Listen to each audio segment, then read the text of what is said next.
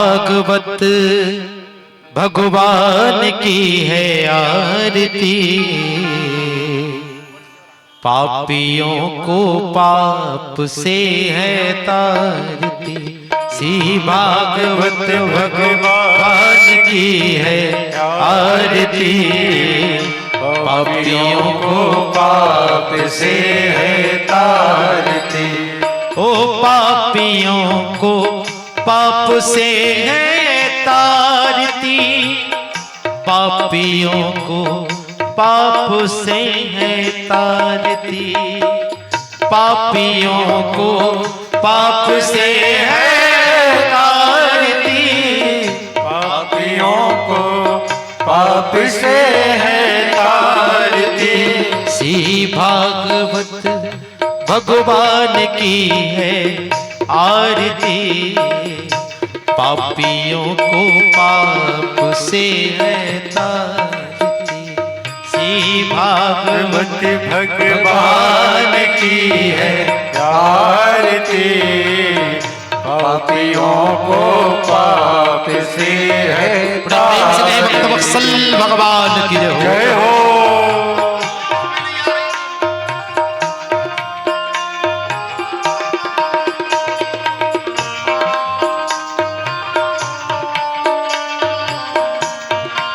भागवत महापुराण की जय हो। जय हो।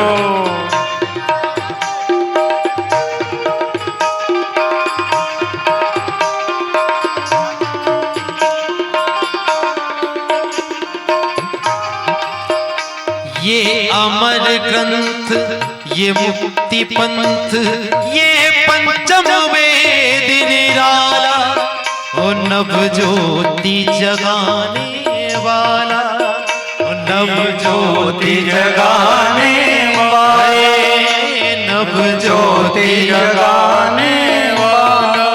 ओ हरि नाम यही, हरि ध्यान यही, हरि नाम यही, हरि ध्यान यही, हरि नाम यही, हरि ध्यान यही, हरि नाम यही, हरि ध्यान यही। ओ जग के मंगल की आरती, पापियों को पाप से है तारती। सी भागवत भगवान की है आरती, पापियों को पाप से है तारती। जय हो।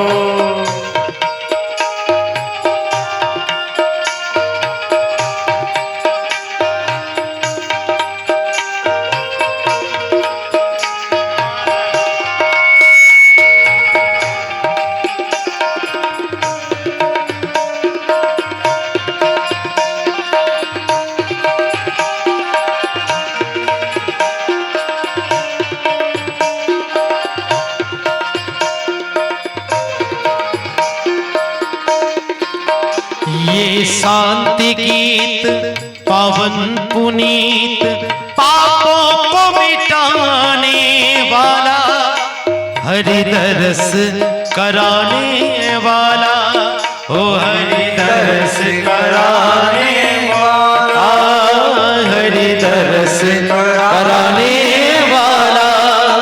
ये सुख करनी, ये दुख हरनी, ये सुख करनी, ये दुख हरनी। सी मधुसूदन की आरती, पापियों को पाप से है तारती। सी भागवत भगवान की है आरती, पापियों को पाप से है तारती। ये मधुर बोल जगपंत खोले, सदमार्ग दिखाने वाला, हो बिगड़ी को बनाने वाला, बिगड़ी को बनाने वाला, हो बिगड़ी को बनाने वाला, बिगड़ी को बनाने वाला। ओ श्री राम यही घन घनश्याम यही मेरे राम यही मेरे श्याम यही ये प्रभु महिमा की आरती पापियों को पाप से है तारती श्री भागवत भगवान की है आरती पापियों को पाप से है तारती पापियों को पाप से है तारती आरती घोर कर्पूर गौरम करुणावतारम संसार सारम भुजगेन्द्रहारम सदा वसंतम हृदयारविंदे भवानी सहितं नमामि मंदारमाला च पुल्कालकाय कपालमाला चंद्रशेखराय दिगंबराय च दिगंबराय नमः शिवाय च नमः शिवाय त्वमेव माता च पिता त्वमेव बन्धु च सखा त्वमेव विद्या द्रविणं त्वमेव सर्वं मम देव देवा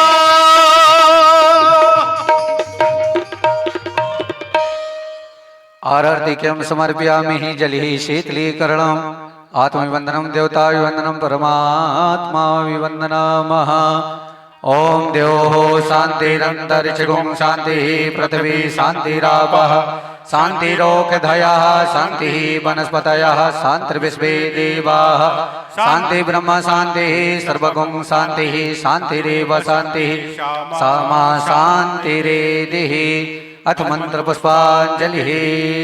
सभी लोग हाथ जोड़ लें। हरि ओम जगनेन जगमय जंत देवा तानि धर्माणि प्रथमान्यासन्ना तेह नाकं महिमानः सचन्दजत पूर्वे साध्याः सन्ति देवाः। हरिः ओम एकदन्ताय विद्महे वक्रतुण्डाय धीमहि तन्नो श्रीदन्तिः प्रचोदयात्। श्रीवन्दिकामकुलचम्पकपाटलाब्जे पुण्यागजादिकरवीररसालपुष्पै बिल्वप्रवालतुलसीदलमञ्जरीभिः त्वं पूजयामि जगदीश्वर मे प्रसीद। नानो सुगन्धिपुष्पाणि यथा कालोद्भवानि च पुष्पाञ्जलिर्मया दत्तो गृहाणा परमेश्वरः। ओम प्राण पुरुषोत्तमाय नमः। मंत्र पुष्पांजलि समर्पयामि। बोले भक्त वत्सल भगवान की जय हो। श्री वृंदावन बिहारी लाल के जय हो। श्री भागवत भगवान की जय हो। श्री कमलेश्वरी मैया की जय हो। आज के आनंद की जय हो। धर्म के जय हो। अधर्म का नाश हो। प्राणियों में सद्भावना हो। विश्व का कल्याण हो। गौ माता की जय हो। बस्ती नगर के जय हो। सत्य सनातन धर्म के जय हो। माता पिता गुरु गोविंद के जय हो। जय जय श्री राधे। आप सभी श्री राधे। बुलबा के बिहारी लाल की जय हो। राधा रानी की जय हो। बड़े ही हर्ष का विषय है कि हर वर्ष की भांति इस वर्ष भी मां कमलेश्वरी के प्रांगण में श्रीमद् भागवत कथा का भव्य आयोजन होने जा रहा है। तो आप सभी भक्तगण अपने गृह कार्य से निवृत्त होकर के कथा पंडाल में पधारें और ठाकुर जी की बालमयी रस कथा का रसपान करें। परम पूज्य महाराज श्री जी मंचासीन हो चुके हैं। तो आप सभी भक्तगण अपने गृह कार्य से निवृत्त होकर के कथा पंडाल में पधारें और प्रभु की बालमयी रस कथा का रसपान करें। जय श्री राधे।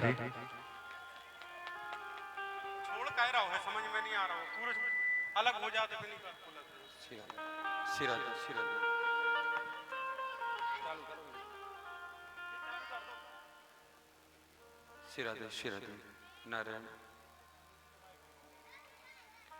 श्री राधे राधे श्री राधे श्री राधे श्री राधे श्री राधे श्री राधे श्री राधे श्री राधे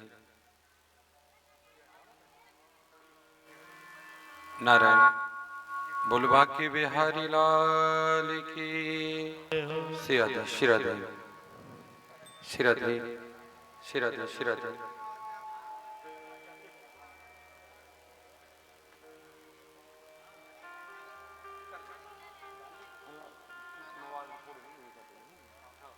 सिराधे सिराधे सिराधे सिराधे दीपक खोल क्यों नहीं रहा खुल नहीं रहा सिराधे सिराधे सिराधे सिराधे सिराधे सिराधे सिराधे सिराधे कमलेश्वरी मैया की सिराधे सिराधे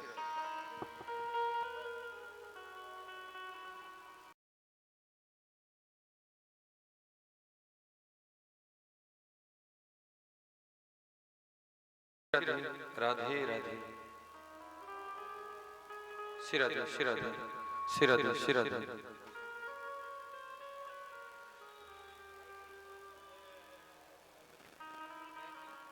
बोल भागवत महापुराण की जय हो। जय जय श्री राम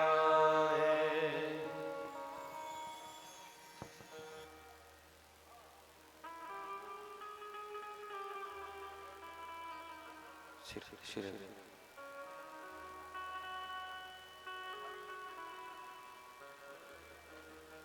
हरि ओम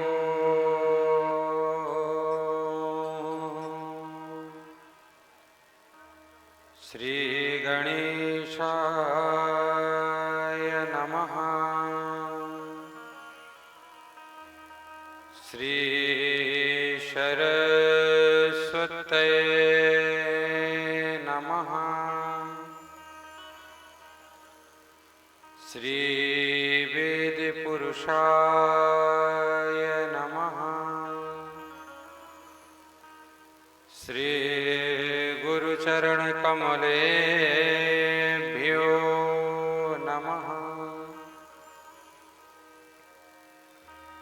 गुरुर्ब्रह्मा गुरुर्विष्णु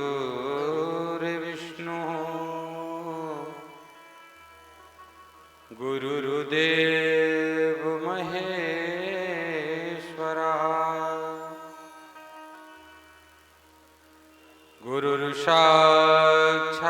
गुरुर्साक्षात् परब्रह्म तस्मै श्री गुरुवे नमः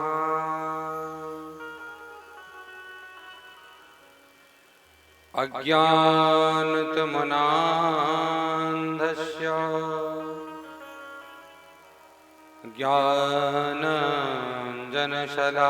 ज्ञानाञ्जनशलाकया चक्षुर्मीलितं येन तस्मै श्री गुरुवे नमः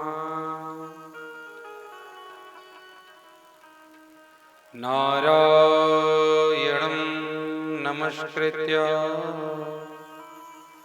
नरं चैव नरोत्तमं देवीं सरस्वतीं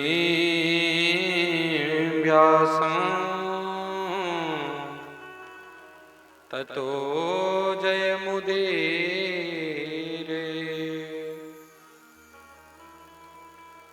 रामाय रामभद्राय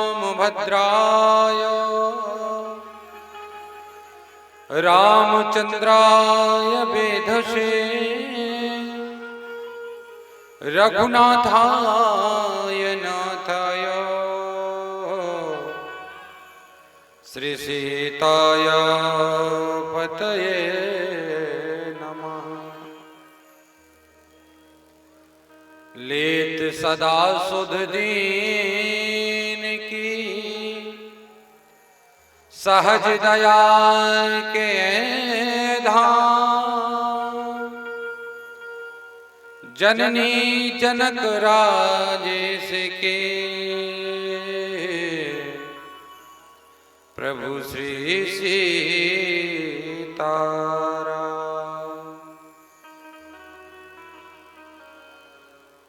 श्री राधे मेरी माँ तू है, पिता मेरे घनश्याम।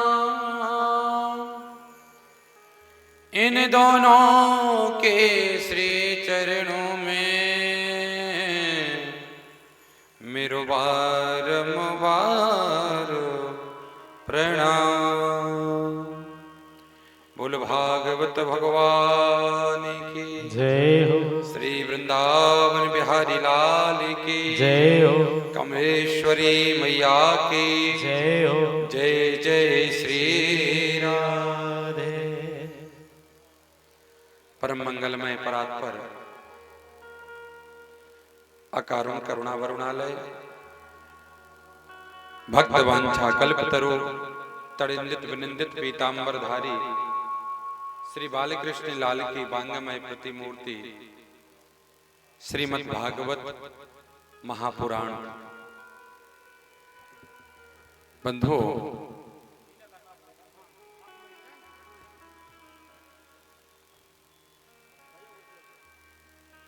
माघ मास के पावन शुभ अवसर पर प्रत्येक वर्ष की भांति इस वर्ष भी दिव्यतम भव्यतम अरूप में श्रीमद् भागवत महापुराण का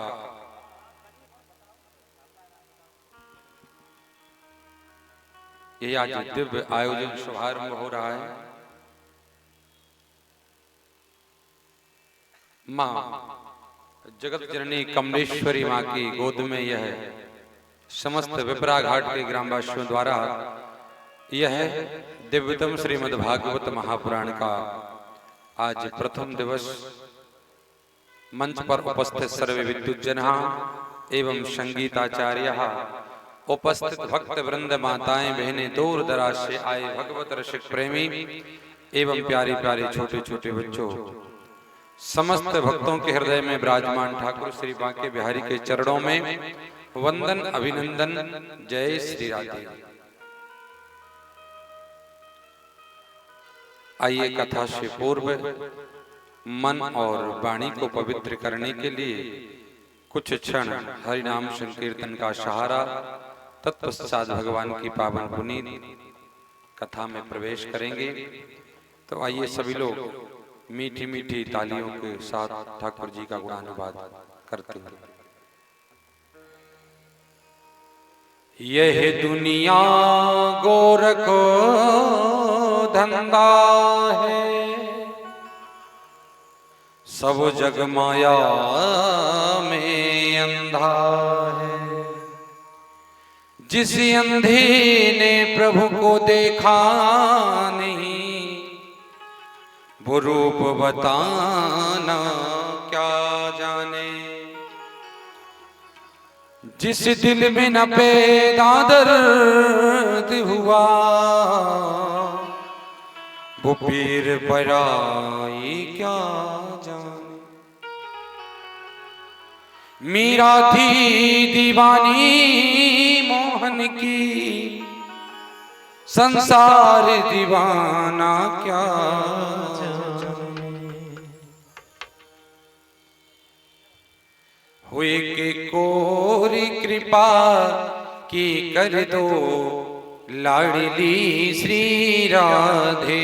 एक कोरी कृपा की कर दो, लाडली श्री राधे। एक कोरी कृपा की कर दो, लाडली श्री राधे। तो एक कोरी कृपा की कर दो, लाडली श्री राधे।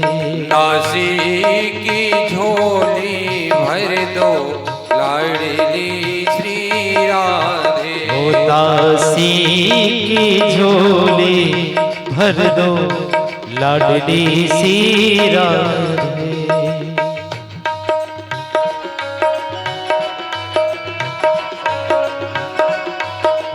प्रेम से कहे लाडली सरकार की जय हो। जय जय। राधा रानी सरकार की जय हो।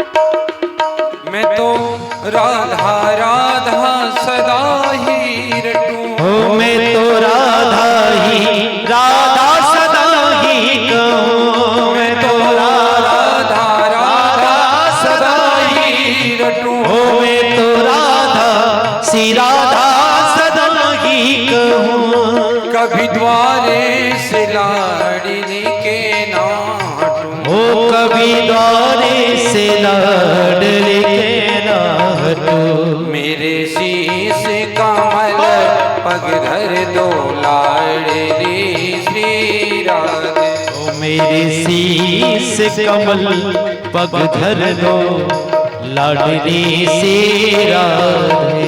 एक और कृपा की कर दो लाडली श्री राधे। एक और कृपा की कर दो लाडली सी राधे हो।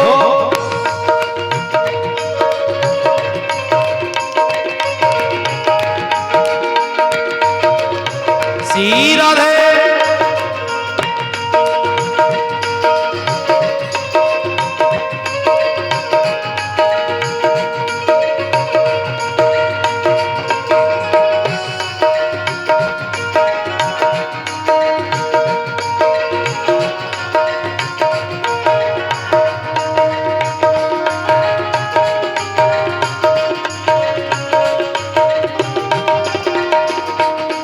और कृपा की कर दो लाडली सी राधे। एक और कृपा की कर दो लाडली सी राधे। एक और कृपा की कर दो लाडली श्री लाडली हे किशोरी मेरी राधे।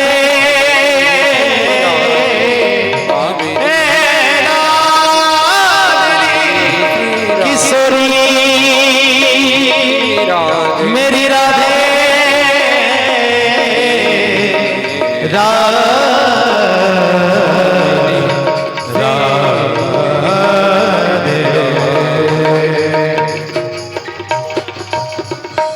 बोल राधा रानी सरकार की।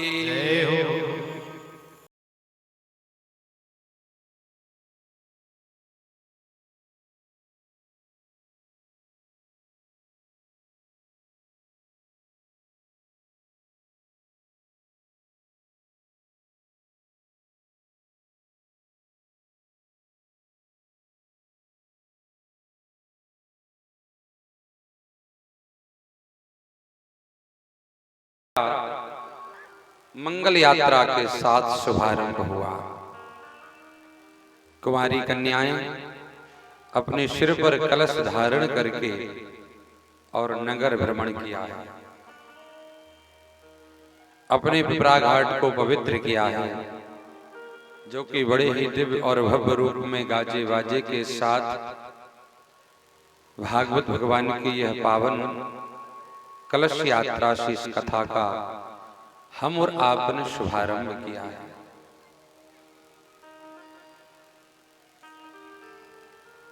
बंधुओं, यह विशेष कृपा है जो कि लगातार मां कमलेश्वरी की गोद में बैठ करके हम सभी भक्तों के लिए यह ज्ञान गंगा में गोता लगाने का शुभ अवसर प्राप्त हो रहा है। एक बार पुनः प्रेम से कहिए राधे राधे राधे। यहाँ प्रयाग का कुंभ अद्भुत चल रहा। यहाँ संगम मां कमलेश्वरी के सानिध्य में यह ज्ञान गंगा का प्रवाह बह रहा है। निश्चित रूप से समस्त भक्तों के भाग्य उदय हुए हैं, जो कि ज्ञानमयी गंगा रश्मि गंगा में गोता लगाने का हम सभी के लिए यह शुभ अवसर प्राप्त हुआ है।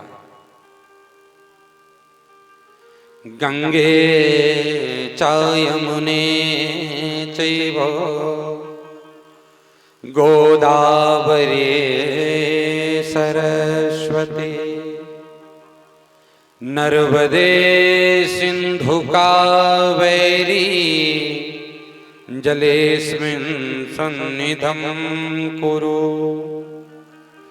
आज कुमारी कन्याओं ने अपने सिर पर केवल कलश धारण नहीं किया, उस कलश में गंगा, यमुना, नर्मदा सरस्वती अनेक तीर्थों की नदियों का जल मिला करके अपने ग्राम को पवित्र किया है।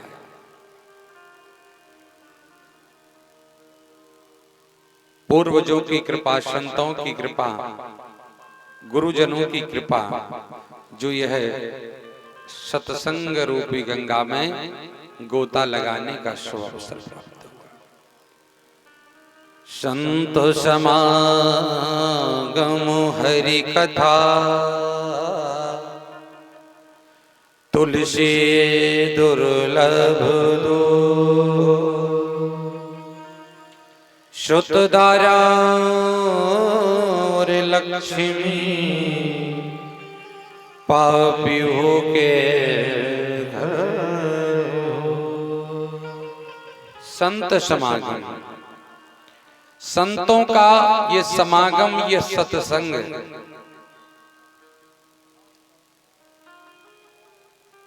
और हरि की कथा, ये दोनों ही दुर्लभ बताई है। लेकिन आज मां कमलेश्वरी की कृपा से हम सभी के लिए दोनों ही सुलभ हो रही है। संत समागम हरि कथा, तुलसी दुर्लभ दो, ये दोनों ही दुर्लभ हैं। लेकिन आज उन्हीं संतों की कृपा से, गुरुजनों की कृपा से यह सत्संग रूपी गंगा में गोता लगाने का हम सभी के लिए शुभ अवसर प्राप्त हुआ है।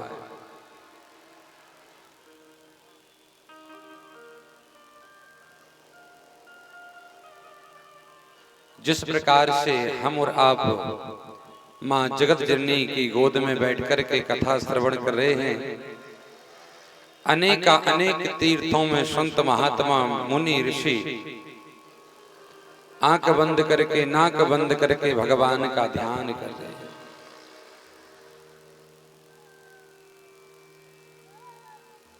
नैमिषारण्य क्षेत्र की पावन भूमि पर 18,000 ऋषिगण विराजमान हैं। जिन संतों का नियम केवल भगवान का सत्संग श्रवण करना है। ये शरीर किस लिए मिला है? हम संसार में क्यों आए हैं? केवल इसलिए नहीं कि आए हैं भैया तो खूब खाओ पियो, खूब कमाओ और चले जाओ। नहीं प्यारे, भगवान ने ये मानव शरीर दिया है, इस शरीर से आपको भगवान का भजन करना है। और भगवान के भजन के साथ साथ भैया अपनी जीवन यापन करने के लिए मेहनत धन एकत्रित भी करना है। लेकिन ऐसी गलती मत करें कि केवल धन कमाने में, पेट भरने में लगे रहें और धीरे धीरे समय व्यतीत हो जावे। वो पावन पुनीत नैमिषारण्य क्षेत्र की पावन भूमि में, जहां पर माया और कलयुग का प्रभाव नहीं है, ऐसा वो पावन पुनीत स्थल जहां पर ऋषि मुनि विराजमान होकर के भगवान का गुणानुवाद ध्यान कर रहे हैं। और हम भी भैया इस कथा के माध्यम से नैमिषारण्य क्षेत्र की ही पावन भूमि में बैठे हुए हैं।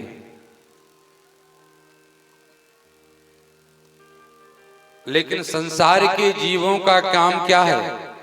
12 घंटे में 2 घंटे भजन करने मुश्किल से, वो 10 घंटे केवल धन कमाए, माया में फंसे रहे।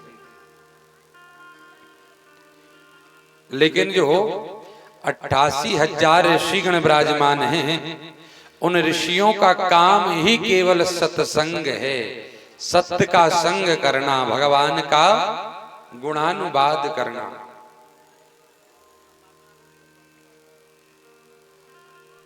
जिन ऋषियों की उम्र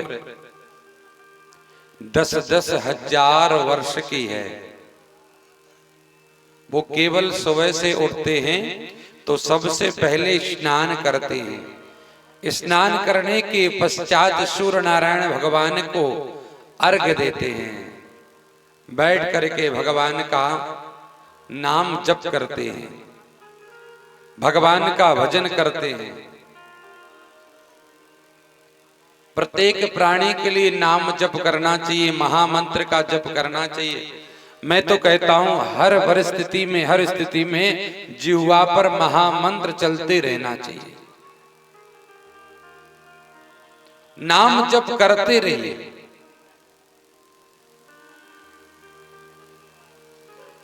हरे कृष्णा हरे कृष्णा कृष्णा कृष्णा हरे हरे।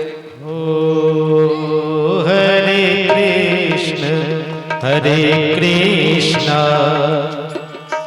कृष्ण कृष्ण हरे हरे। हरे राम राम राम हरे हरे। हरे कृष्ण कृष्ण कृष्ण हरे हरे। हरे राम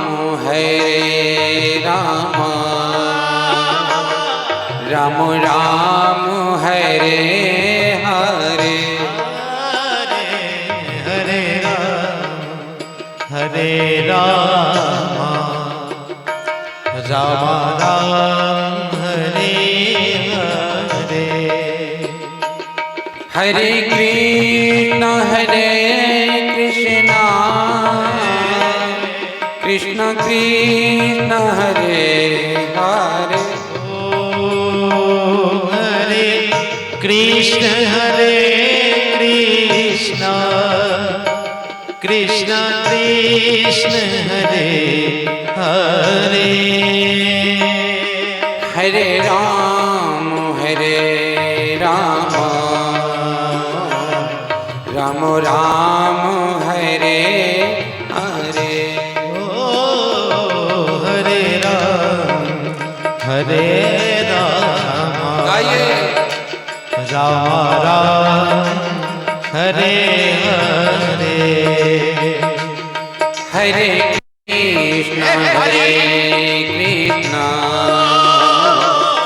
कृष्ण कृष्ण हरे हरे। हरे कृष्ण कृष्ण कृष्ण हरे हरे। हरे राम हरे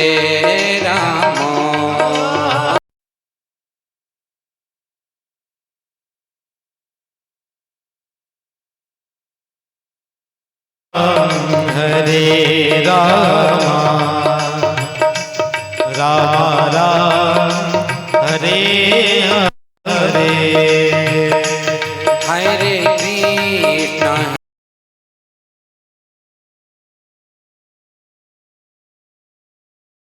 हरे हरे। हरे कृष्ण गाइए। कृष्ण कृष्ण हरे हरे।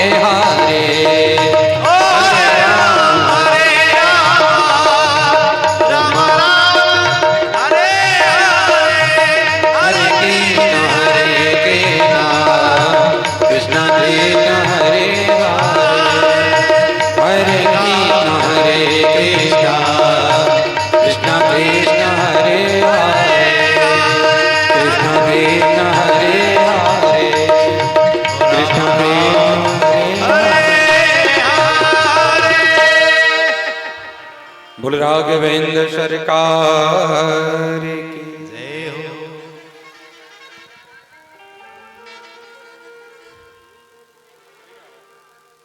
प्यारे भक्तों, इस महामंत्र का जाप करते रहना चाहिए। हर पल जिह्वा पर भगवान का गुणानुवाद चलता रहे।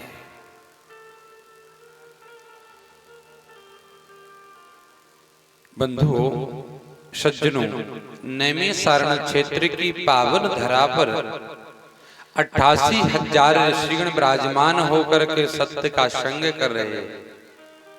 एक संत जी वक्ता बन करके बैठ जाते हैं, अनेक संत श्रोता बन करके सत्संग श्रवण करते हैं।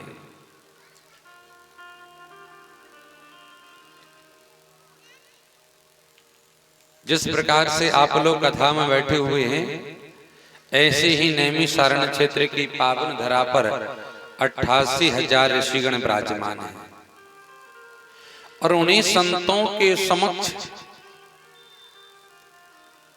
आज परम तेजस्वी यशस्वी श्री सूत जी महाराज का ऋषियों के बीच में पदार्पण हो जाता है, आगमन हो जाता है। जिन सूत जी की उम्र केवल 16 वर्ष की बताई, नन्हे से बालक हैं। जैसे ही शौनकादिक ऋषियों ने सूत जी को देखा, सभी बच्चों को शांत करवा।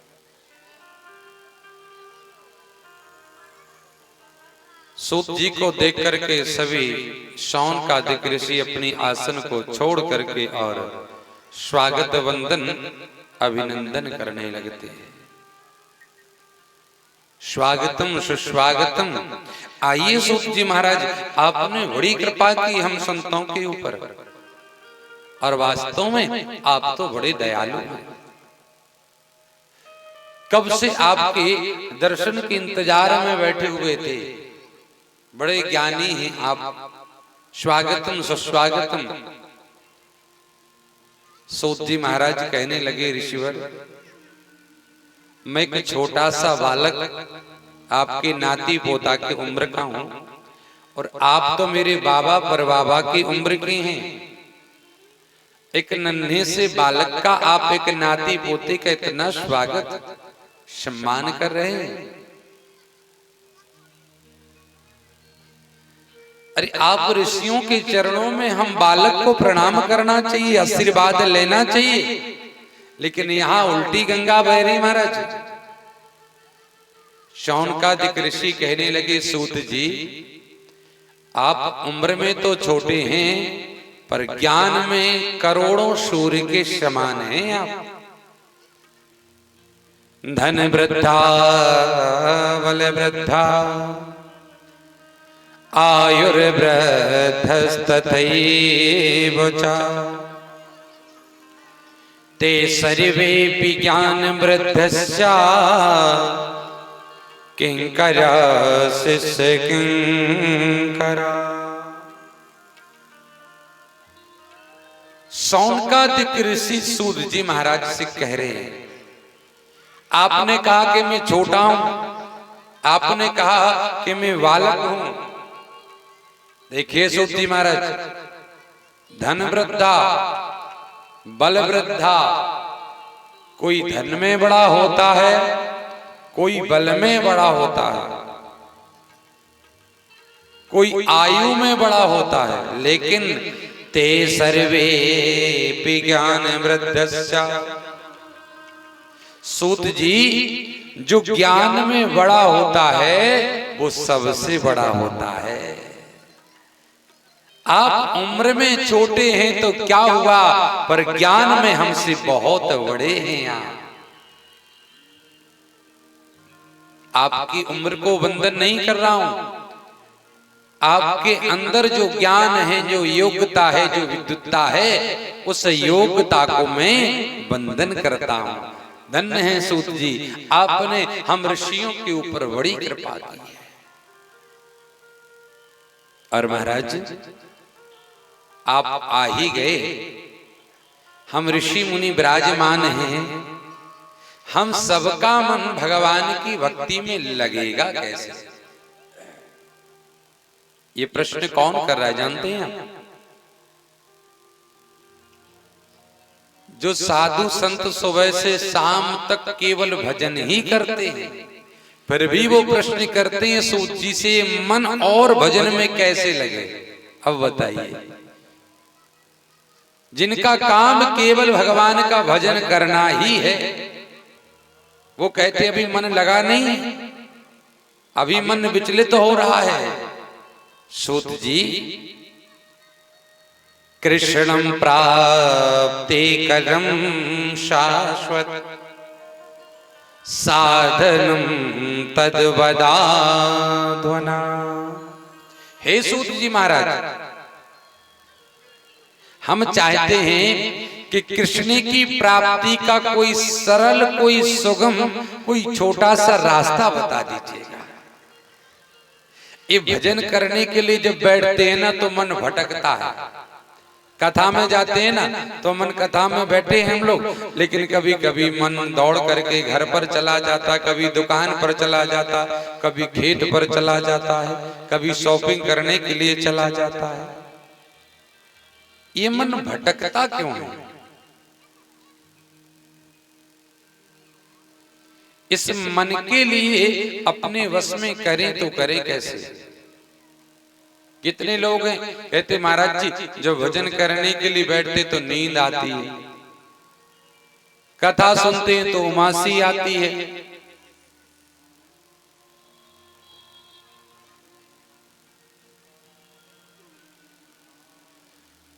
शौनकादिक ऋषि कहते हैं, सूत जी महाराज हम जानना चाहते हैं वो सरल और सुगम उपाय क्या है जिससे ये मन भगवान की भक्ति में समर्पित हो जाए। सूत जी महाराज कहते हैं आपने बहुत ही उत्तम प्रश्न किया है ऋषिवर, और ये प्रश्न केवल आपने अपने लिए नहीं किया, ये प्रश्न तो सारे जगत के लिए है। सारे जगत के प्राणियों को ये प्रयत्न करना चाहिए, विचार करना चाहिए कि भगवान की प्राप्ति जीते जी होगी कैसे। कहते हैं मृत्यु होगी तब स्वर्ग मिलेगा। मैं कहता हूं भैया नरक और स्वर्ग यही है, कहीं जाने की आवश्यकता नहीं है। इसीलिए शौनकादिक ऋषि कहते हैं काल ब्याल मुख ग्रासा त्रास निर्णास हेतुवे। सूत जी महाराज हम जी नहीं रहे, हम मर रहे। कैसे? याद करिए, जो तारीख, जो तिथि, जो दिन, जो समय निकल गया हमारे जीवन से, वो क्या दोबारा आएगा? कभी नहीं आएगा। तो क्या है? बोले हम जी नहीं रहे, हम मर रहे।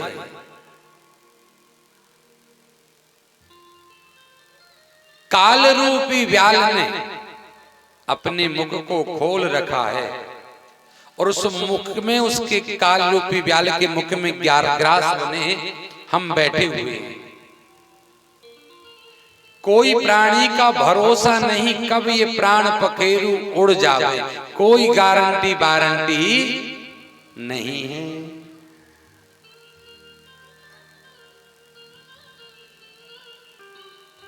₹100 का हेडफोन भी खरीदो ना तो उसमें गारंटी और वारंटी भी मिलती है, लेकिन ये शरीर जो है अनमोल है, इसकी ना गारंटी है ना वारंटी है। कितने लोग हैं बोले भैया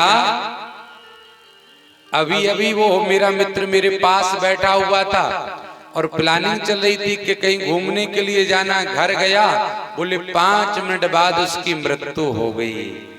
तो क्या 5 मिनट पहले आप जानते थे कि इसकी मृत्यु होगी?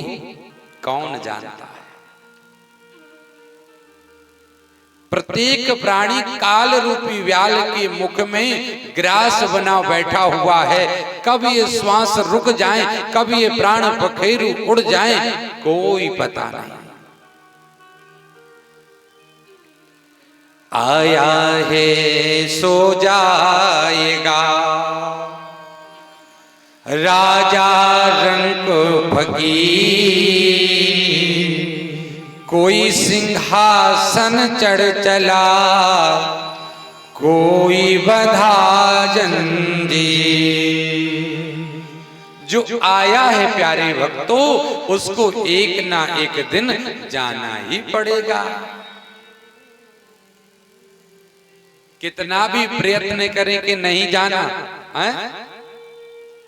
जब यम के दूत आते हैं ना, उनसे आप कहोगे 2 दिन का समय और दे दीजिएगा, हैं 2 दिन और रिश्तेदारों से मिलने दीजिएगा, 1 दिन रुक जाइए, बैंक बैलेंस का पैसा निकाल करके बांट लेने दीजिएगा। क्या मिलेगा मौका? हैं नहीं मिलने वाला है। आया है सो जाएगा राजा रंक फकीर। चाहे राजा हो, चाहे रंक हो, चाहे फकीर हो, जाना एक दिन सभी को है। जो राजा है वो महलों में रहता, काम नहीं बनते तो रिश्वत से काम चलाता, बलशाली है गुंडागर्दी से काम चलाता, गरीब है असहाय है तो हाथ जोड़ करके काम चलाता। लेकिन जब यम के दूत आते न लेने के लिए, वहां ना रिश्वत चलती है, ना गुंडागर्दी चलती है, ना धन दौलत चलता, कुछ भी नहीं, वहां तो जाना ही पड़ेगा।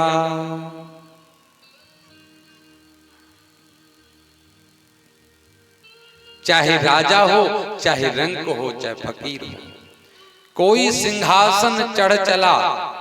सिंहासन कौन चढ़ा? बोले जो सत्संग में जाता है, ज्ञान गंगा में गोता लगाता है। आप लोग जो कथा में बैठे हैं ना, पांडाल में बैठ करके कथा सुन रहे हैं, यही आप सिंहासन पर चढ़े हुए हैं। और जंजीर में कौन बंधा? जो घर पर बैठ करके इंतजार करते, बोले बहना आज नहीं कल जाएंगे हम तो, और कल भी नहीं गए तो बोले परसों जाएंगे, और परसों कहते कहते वर्षों बीत गए पर भगवान का सत्संग नहीं सुना। ये प्रयत्न करें, जीवन का जो समय है, जो श्वासें हैं, वो व्यर्थ ना गमाई जाए।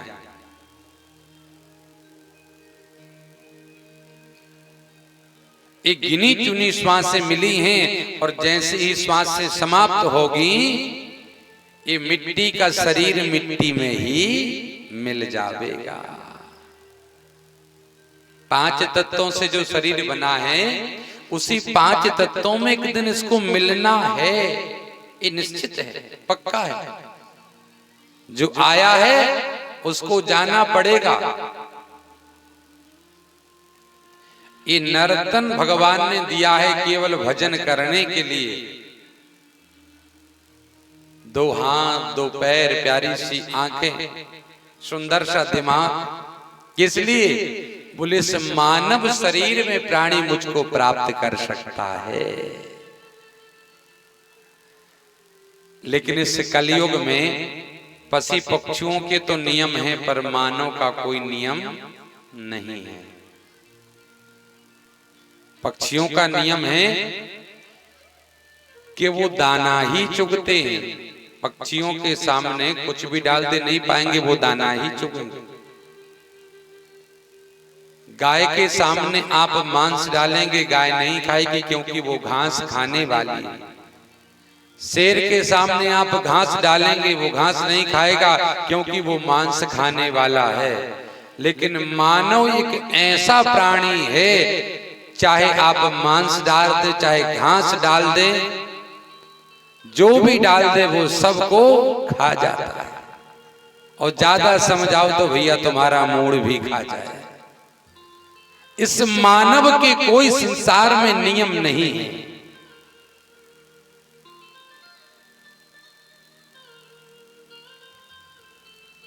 श्री सूत जी महाराज शौनकादिक ऋषियों के लिए समझा रहे हैं। माया माया सब भजे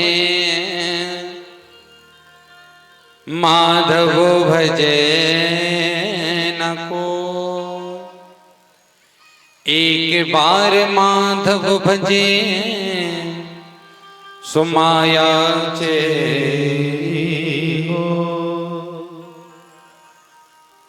माया माया। बोले महाराज जी बड़ा लॉस हो गया, साल में 10 लाख कमाते इस बार 7 ही कमाए, 3 लाख का लॉस हो गया। केवल माया।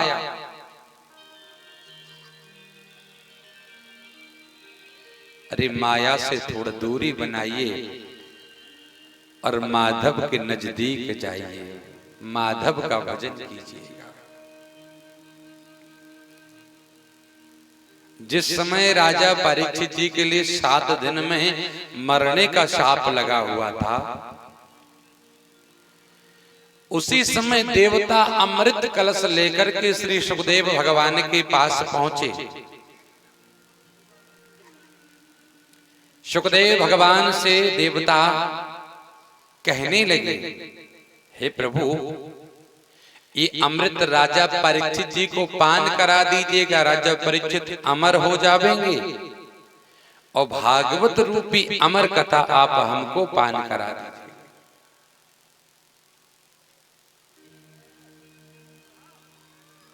श्री सुखदेव भगवान कहते हैं देवताओं से, आप तो सौदा करने के लिए आए हुए हो, व्यापार करने के लिए आए हुए हो। क्वा स्वधा क्वा कथा लोके क्वा कांचा क्वा मणिर्मा। श्री सुखदेव भगवान उन देवताओं से कहते हैं जो अमृत कलश लेकर के आए हुए हैं, अरे देवताओं, तुम अमृत लेकर के आए हो और कहते हो अदला बदली कर लो। आपका जो अमृत है एक कांच के समान है और भागवत की जो कथा है वो मणि के समान है। कांच और मणि में कभी अदला बदली हो नहीं सकती। देवताओं, तुम भक्त नहीं हो, तुम अभक्त हो। अभक्तांस्तांस्य विज्ञा न ददौ सकथामृतम् श्रीमद्भागवती वार्ता शुराणाम अपि दुर्लभा। अरे देवताओं, जाओ, भाग जाओ, तुम यहां कथा का सौदा व्यापार करने के लिए आए हुए हो। जो भक्त होता है वो कथा का व्यापार सौदा नहीं करता है। अभक्तांस्तांस्य विज्ञा न ददौ सकथामृतम्। हम आपके लिए कथा रूपी अमृत पान नहीं करा सकते, क्योंकि तुम्हारे अंदर भक्ति नहीं है, तुम भक्त नहीं, तुम अभक्त हो, तुम व्यापार करने की दृष्टि से यहाँ आए हो। सभी देवता जाकर के ब्रह्मा जी से शिकायत करते हैं, महाराज बड़ा गजब हो गया, क्या हुआ? देवताओं ने कहा, हम श्री सुखदेव भगवान के पास अमृत कलश लेकर के गए थे राजा परीक्षित जी को अमृत पान कराने के लिए, अमर करने के लिए, लेकिन सुखदेव जी ने अभक्त कह के हमको ठुकरा करके भगा दिया। क्या भागवत की कथा अमृत से बढ़कर के है क्या? क्या भागवत की महिमा अमृत से बड़ी है क्या? ब्रह्मा जी कहते, देवताओं जरा तराजू लेकर के आओ, तौलते हैं। एक पल्लू पर दुनिया के सभी ग्रंथों को रख दिया और दूसरे पल्लू पर केवल भागवत जी को विराजमान किया। और ब्रह्मा जी जब तौलने लगे तो लघुन्यानि जातानि गौरवेण यदम। भागवत का पल्ला नीचे की ओर जाने लगा। ब्रह्मा जी कहने लगे, देवताओं, भागवत की जो कथा है कोई पोथी नहीं, कोई पुस्तक नहीं, भागवत तो प्रत्यक्षम कृष्ण एव ही। भगवान जब अपनी लीला को संपन्न करके अपने धराधाम जब जाने लगे तो कहीं और नहीं, बोले भागवत जी में ही विराजमान हो गए। बोल भागवत भगवान जय।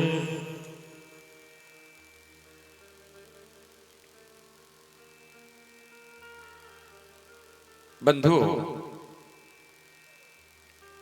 आज ऋषिवर बड़े प्रसन्न हैं।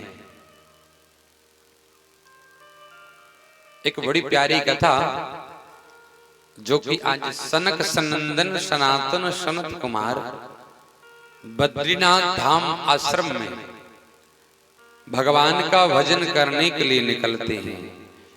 एकदा हि विशालायां चत्वारं ऋषियो मला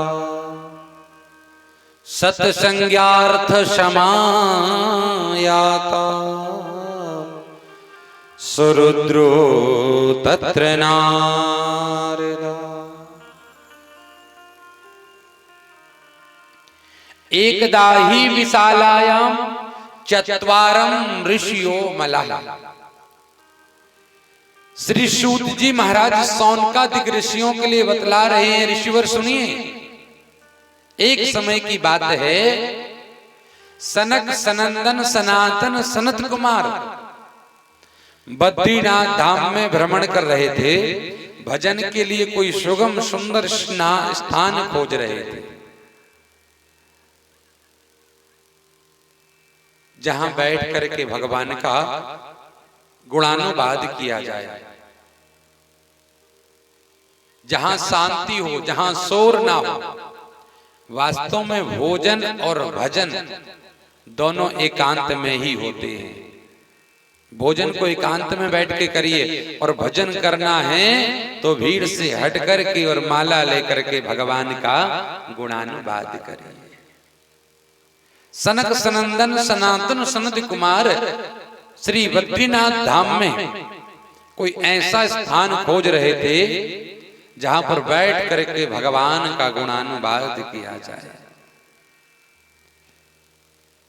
स्थान खोज ही रहे थे, आगे की ओर चल ही रहे थे, तो सुरुद्रु तत्र नारदा, सामने से नारद जी महाराज आते हुए दिखाई दिए। आहा, नारद जी को जब ऋषियों ने देखा बड़े प्रसन्न हो गए। सनत कुमारों ने कहा, देखो देखो भैया, सामने से नारद जी भी आ रहे हैं, और नारद जी आएंगे तो बैठ करके हरिनाम संकीर्तन होगा, प्रभु की चर्चाएं होगी, सत्संग होगा। अब तो भैया नारद जी जब नजदीक आने लगे तो नारद जी के चेहरे पर कुछ उदासी दिखाई दे रही है। नारद जी का काम क्या है? रोते हुए को हंसाना और हंसते हुए को रुलाना। जिस घर में कभी झगड़ा ना हुआ हो, शांति रहती हो, नारद जी पहुंच जाए उस दिन से झगड़ा शुरू। और जिस घर में नित्य झगड़ा हो रहा हो, आए दिन झगड़ा होता हो, नारद जी पहुंच जाए तो उस दिन से हमेशा के लिए झगड़ा बंद। ये नारद जी का काम। नारद, जिसकी कही हुई बात कभी रद्द ना हो, ऐसे हैं नारद। नारदो देव दर्शना, जिसके लिए नारद के दर्शन हुए उसके लिए नारायण के दर्शन होते, पक्का है। लेकिन नारद जी जो जगत को हंसाने वाले हैं, नारद को देख करके जिनके चेहरे पर मुस्कान आती है, आज स्वयं नारद बड़े उदास दिखाई दे रहे हैं। सनत कुमारों ने सोचा अब क्या होगा, जगत को हंसाने वालों की आंखों में ही आज आंसू दिखाई दे रहे हैं। क्या हो गया? लगता है कलयुग आने वाला है, क्योंकि संत ऋषि मुनि महात्मा आज दुखी दिखाई दे रहे हैं। कथम ब्रह्मन् दीन मुखः कुतश्चिन्तो तुरो भवान् त्वरितं गम्यते कुत्र कुतश्चागमनं तव। कथम ब्रह्मन् दीन मुखः, हे ब्रह्मापुत्र नारद, अरे भैया कौन सी चिंता है, कौन से दुख ने तुमको घेर रखा है? जगत को हंसाने वाले नारद आज स्वयं रो रहे हो, क्या बात है नारद? कौन सी चिंता ने तुमको घेर रखा है? अरे तुम तो दुनिया की चिंताओं को भगाने वाले हो, आज तुम ही चिंता कर रहे हो। ऋषिवर कहते हैं, चिंता ने चिता से मुस्कुराते हुए कहा, तू मुर्दों को जलाती है, मैं जिंदों को जलाती हूं। तू एक बार जलाती है, मैं हर रोज जलाती हूं। तू जिंदा कर देती है और मैं जकड़ लेती हूं। इसलिए चिंता को भगाइए और चिंतन को बढ़ाइए। चिंता करेंगे तो चिता में मिलेंगे और चिंतन करेंगे तो हरि से मिलेंगे। इसलिए चिंतन कीजिएगा, चिंता को भगाइए। आज सनक सनंदन सनातन सनत कुमार नारद से कहने लगे, क्या बात है? अरे आप जैसे संत महात्मा साधुओं के चेहरे पर उदासी आने लगी तो आम छोटे छोटे भक्तों का क्या हाल होगा? संसार पर जब कष्ट आता है ना तो संत रक्षा करते हैं। संसार के प्राणी दुखी होते हैं तब संत रोता है। नारद जी आप तो बहुत बड़े संत हैं, आपकी आंखों में अगर आंसू आएंगे, आप अगर उदासी होंगे तो संसार के प्राणियों का क्या होगा? नारद नारद अपनी उदासी का कारण मुझको बताना ही होगा। नारद भजन में मन नहीं लग रहा, पाप हो गया, आपका कोई किसी ने धन छीन लिया।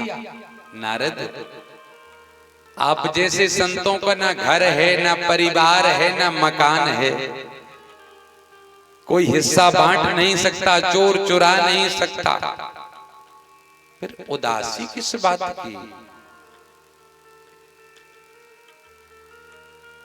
सनत कुमार कहने लगे, नारद हम संतों का धन तो केवल राधा नाम आधार है।